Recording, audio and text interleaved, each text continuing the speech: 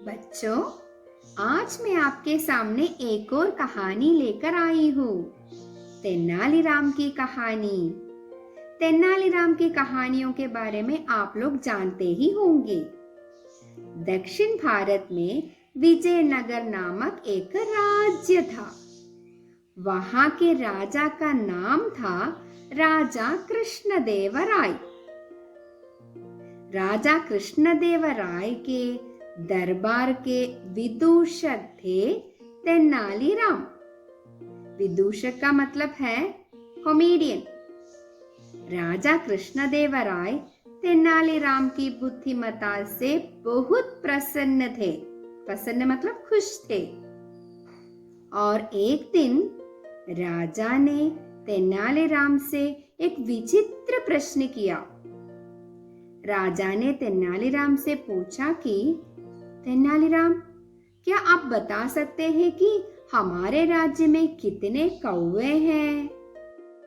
तेनालीराम ने तुरंत उत्तर दिया, क्यों नहीं महाराज, बस 2 ही दिनों में मैं गिनकर बता दूंगा।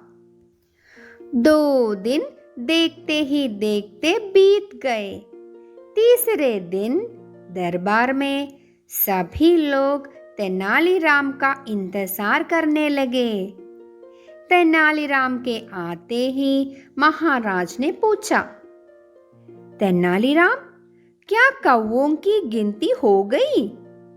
बताओ तो, राज्य में कुल कितने कौवे हैं? तेनालीराम ने उत्तर दिया कि महाराज 1,70,504। राजा ने तब पूछा कि क्या सचमुच? गिनती करवाने पर यदि कौवों की संख्या कम या अधिक हुई तो? तब तेनालीराम ने कहा कि मेरी गणना बिल्कुल सही है, फिर भी दोबारा गिनती करने पर यह संख्या कम या ज्यादा हो सकती है।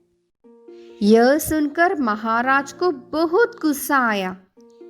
महाराज ने ऊंचे स्वर में पूछा, यदि आपकी गणना बिल्कुल सही है तो फिर कौवों की संख्या ज्यादा या कम कैसे हो सकती है?